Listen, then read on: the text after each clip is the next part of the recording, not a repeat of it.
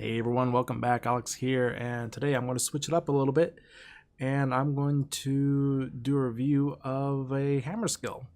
Now, for some of you who have been following me for a little while, been watching some of my other skill reviews, especially for the warrior, you'll notice that I tend to almost always use a sword. I like using swords, but there are two other weapons, and I need to get more familiar with them, and I've been using the other ones as well, namely axe and hammer.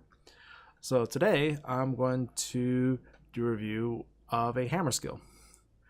Now, the hammer skill I'm talking about today is Devastating Hammer. It's an elite skill, and there's a lot of things I like about it. So let's read the description real quick, and we'll go through it here. So Devastating Hammer, it's an elite hammer attack. If Devastating Hammer hits, your target is knocked down and suffers weakness for 20 seconds. So the thing about hammer skills is this, and the same thing applies with sword skills, and the same thing applies with axe skills. Each one of the three weapons types has a particular characteristic that change into more advanced attacks. So with sword skills, it usually starts with a bleeding attack and then goes into a gash, and then either Final Thrust or Sun and Moon Slash, one of the higher tier attacks that use a lot of adrenaline. With axes, they tend to use Deep Wound as kind of their kickoff type of condition that you apply to a target, and then a lot of attacks after that are reliant on your enemy having a deep wound. So for example, Axe Twist, Axe Rake, the precondition is having a deep wound, and then when you do Axe Twist, for example, your target needs to have a deep wound, and then it will suffer weakness after that. Same with Axe Rake, rather than weakness, it'll be crippled. So a lot of things chain off the fact that you have to give your target a deep wound, which you get from one skill, namely Dismember, and this is kind of your lead skill. In the case of hammer, however, the condition that you're looking for is a knockdown, and hammer warriors are renowned for the knockdown capability. And several things chain off the knockdown, but not necessarily just their knockdown, but also weakness. Weakness is kind of the lead condition that you give to a target that leads to other effects, namely the knockdown. So a lot of people, when they go up against hammer warriors or they play hammer warrior, in their minds they're thinking, okay, this is a knockdown profession, when actually the lead condition to get a knockdown is weakness. So in swords it's bleeding, in axes it's deep wound, and in hammers it's weakness. The nice thing about Devastating Hammer is that it gives you both. It both gives your target weakness and it knocks him down, which allows for follow-up attacks. So you can follow up attack with, say, Aftershock from the Elementalist line, Holy Strike, or its duplicate skill, Stone Soul Strike, from the Smiting line. Or here in the own Hammer Mastery line, there is a particular faction skill named Renewing Smash, which is the same thing. You hit your target for plus 40 damage.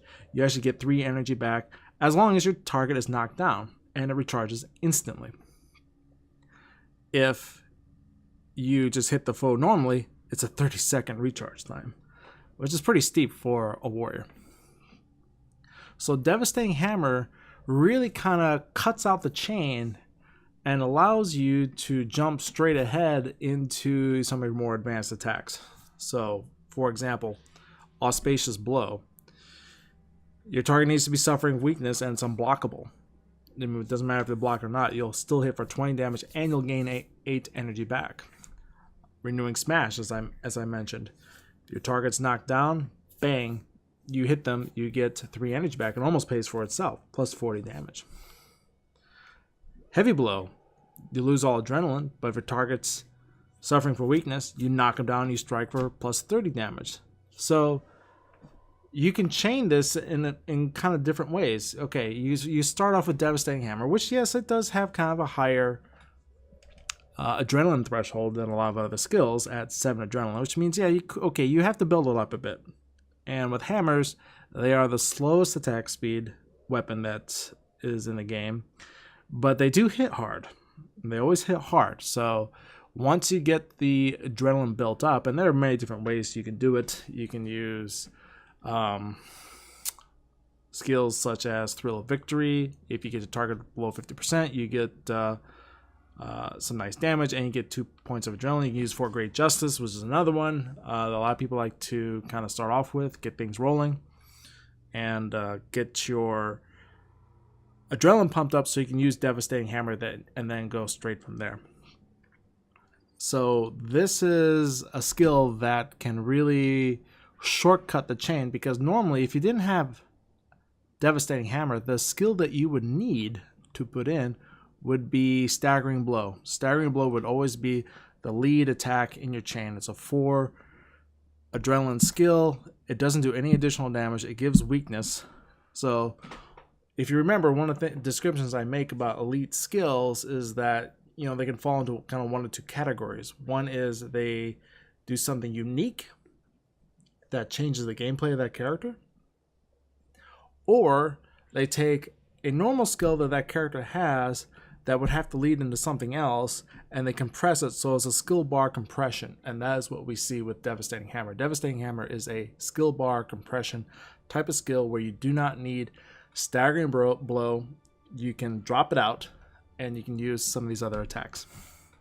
So anyways, let's just take a quick look and demonstrate it outside here. As you can see, I'm in Kurza country here, even though I'm in the elite Luxon armor, but hopefully no one will notice as I run out here. But this is a good place to demonstrate it. So I got a Mersat hammer.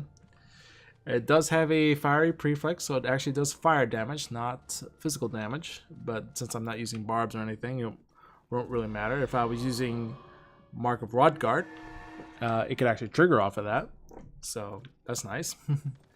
And we will just do a quick demonstration out here. Okay, so we're going to beat up these mantises that are in this kind of front area here. So I'm starting off 56, and we're underway. Okay,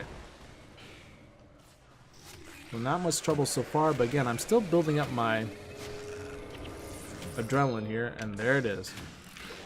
And now I can follow up here, knock him down, give him Renewing Smash. Actually, I think he died before I could trigger it. Okay, now one of the things is because Devastating Hammer has such a high kind of threshold, once you trigger it, you have no other way to give weakness to your target if you didn't include Staggering Blow. So that's one thing to keep in mind. So if you're going to use Devastating Hammer, make sure it's not a target that's going to be spiked. Okay, like this Dreamweaver here. Okay, boom, knock him down. Devastating Hammer. Then we can knock him down again. And down he goes. Alright.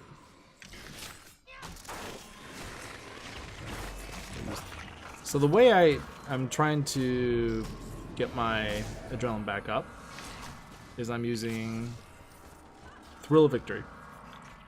And since this is PvE and your targets tend to go down pretty fast, you can trigger it off pretty often. But the combo I'm using right now is Devastating Hammer to Renewing Smash, because that is a nice, quick, easy follow-up. And Renewing Smash is, it kind of takes the place of, as I mentioned, Aftershock or Holy Strike. But I can still stay in primary warrior type of lines here. All right, I'm gonna get out of that.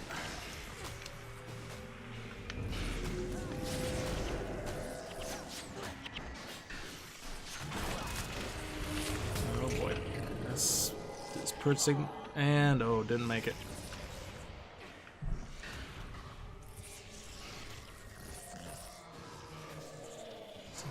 There we go. Whizzes me up. Let's get back to work.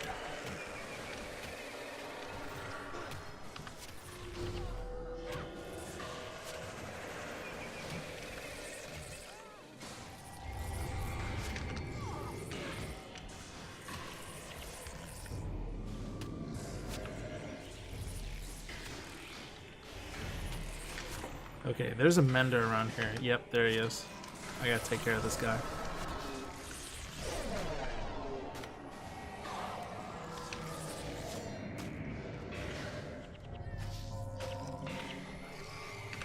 Okay, there goes the Mender.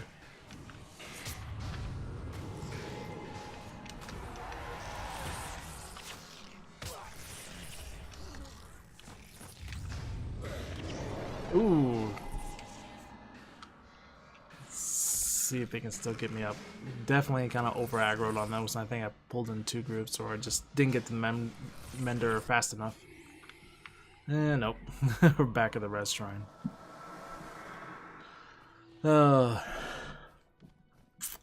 Yeah, that's the thing about being a warrior, is you gotta keep a good eye on where your targets are. See, normally I play casters and I get to stay back and kind of observe the battlefield, and I see, okay, I can target that. But when you're a warrior, you're right up in the thick of things, and sometimes you don't see a healer until it's too late. All right.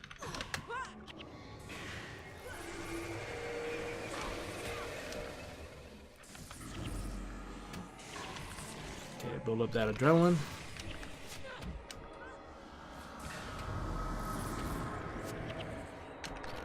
There we go.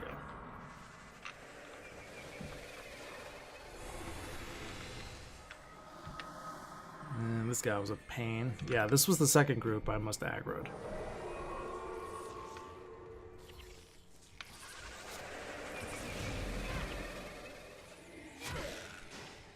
And down he goes. Okay.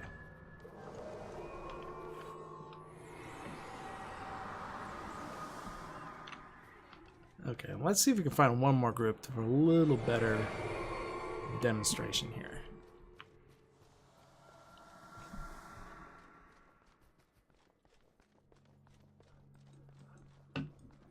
Let's see, I don't think this is a cul-de-sac.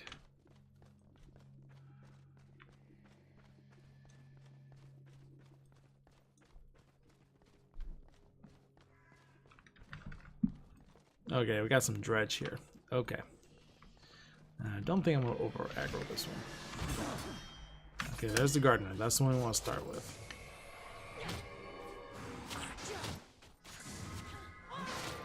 Okay, he's blocking, so I'm going to use that one.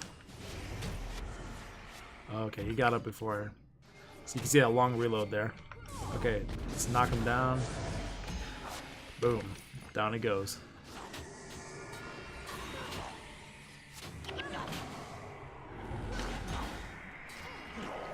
Okay. So again, I used Thrill of Victory to kind of build up some adrenaline. Knock this guy down again. So the reason I'm able to knock him down twice is because, again, he has that weakness from Devastating Hammer.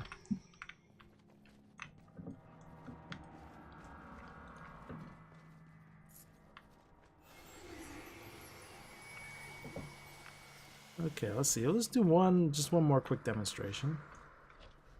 Group of 3. Okay. Again, we want to go after the gardener here. So he's going to raise these life bombs. Okay. And we also got Onis.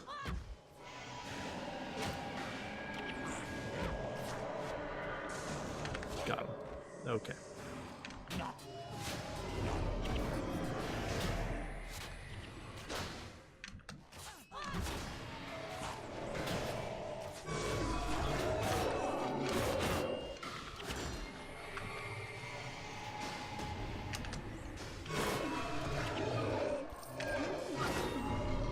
Oni down.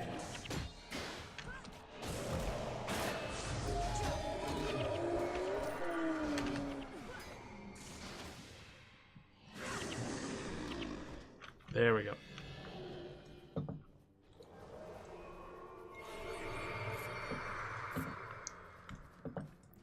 Okay, so let's head on back.